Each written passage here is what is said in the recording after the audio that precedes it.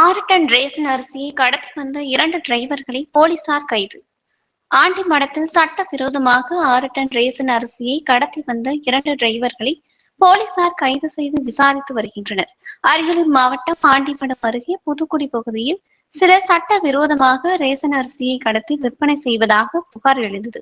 இதையடுத்து குடிமைப்பொருள் வழங்கல் குற்ற புலனாய்வுத்துறை சப் இன்ஸ்பெக்டர் ராஜாராம் தலைமையிலான போலீசார் அப்பகுதியில் ரோந்து பணியில் ஈடுபட்டுக் கொண்டிருந்தனர்.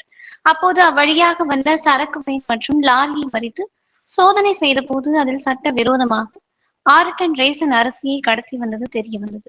இதையடுத்து அரியலூர் மாவட்டம் புதுக்குடி கிராமத்தை சேர்ந்த ராஜா, சிவகங்கை மாவட்டம் சாக்கோட்டை கிராமத்தை சேர்ந்த மாணிக்கம் ஆகிய 2 பேரையும் கைது செய்து அவர்களிடமிருந்து 6 ரேசன் அரிசியை மற்றும் கடத்தலுக்கு பயன்படுத்தப்பட்ட சரக்கு வேன், லாரி ஆகியவற்றை பறிமுதல் செய்து விசாரித்து வருகின்றனர்.